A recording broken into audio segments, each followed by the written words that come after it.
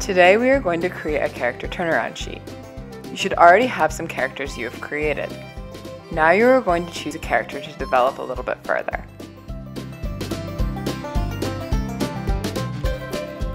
This can be a character you created during the character creation exercise, your animal character, or your self-portrait. Any character you think you might want to move forward with in the future.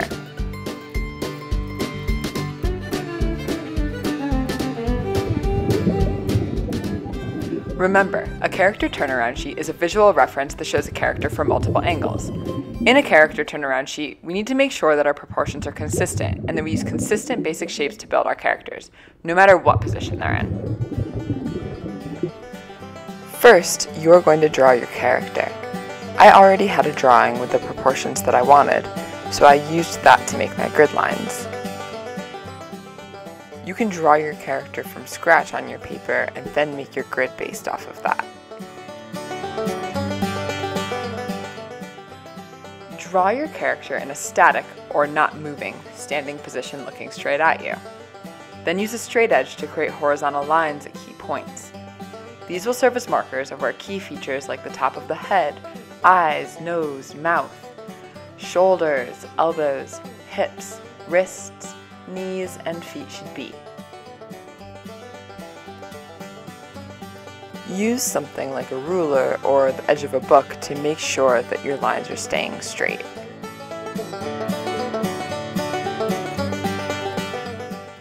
Once you have your first pose drawn, we're going to make two more static poses. Draw your character from a portrait view, or a 3/4 view, and a profile view, also known as a side view. Use the grid lines you created to keep your proportions consistent. You also want to keep your basic shapes for your underdrawing consistent.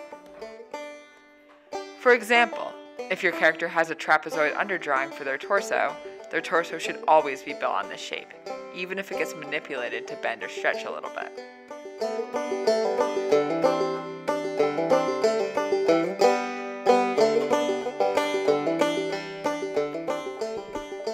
Once you have your basic structure, you can start adding details like clothing, hair, and more defined features.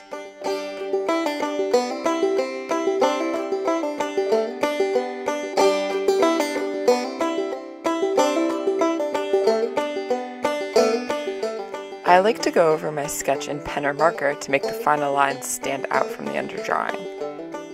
You can keep the underdrawing for future reference. I erased mine because it got so messy that it was hard to see, but I might add it back later.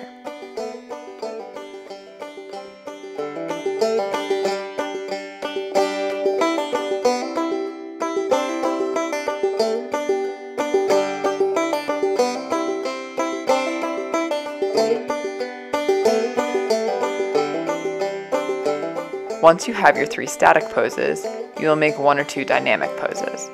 Dynamic poses show your character in motion or action. Pick a pose that goes with your character's personality.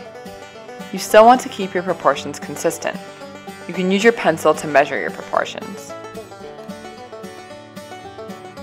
I'm using my fingers to mark the length of my torso on my pencil, and then using that measurement to draw my next figure.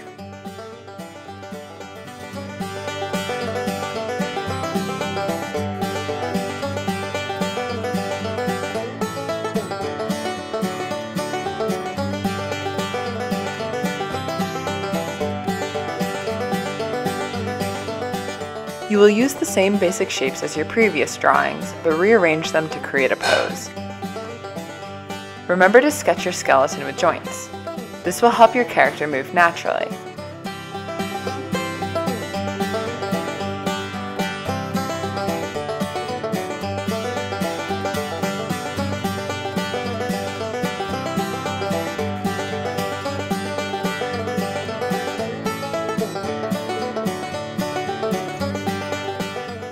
Once you have your basic structure, you can go back and start adding the details like clothing, hair, and more defined features. Think about how facial expressions and clothing might change as your character is in their dynamic pose.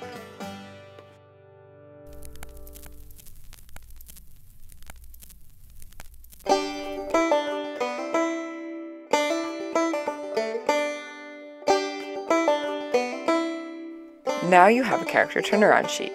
This will be a useful visual reference for you later when you put your character in stories.